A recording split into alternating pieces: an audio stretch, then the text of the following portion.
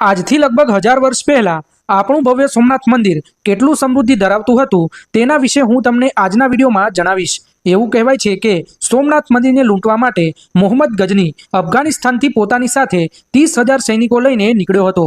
લગભગ 3 મહિનાની મુસાફરી બાદ વર્ષ 1026ના જાન્યુઆરી મહિનામાં મોહમ્મદ ગજની સોમનાથમાં આવી પહોંચ્યો હતો, જ્યાં શૂરવીર રાજાઓ અને પરાક્રમી વીર યોદ્ધાઓ સાથે તેનું યુદ્ધ થયું હતું અને આ યુદ્ધ જીતી ગયા બાદ મોહમ્મદ ગજનીના સૈનિકોએ અનેક દિવસો સુધી સોમનાથના મંદિરને લૂંટ્યું હતું અને તે સમયના મંદિરને પૂરી રીતે બાળી નાખ્યું હતું અને લગભગ આજના સમયના 5,000 કરોડ રૂપિયા જેટલું ધન તેને આ મંદિરમાંથી લૂંટી લીધું હતું। જ્યારે મોહમ્મદ ગજની પોતાના વતનમાં પરત ફરી રહ્યો હતો ત્યારે તેની પાસેથી પણ લૂંટારાઓએ લગભગ અડધું ધન લૂંટી લીધું હતું।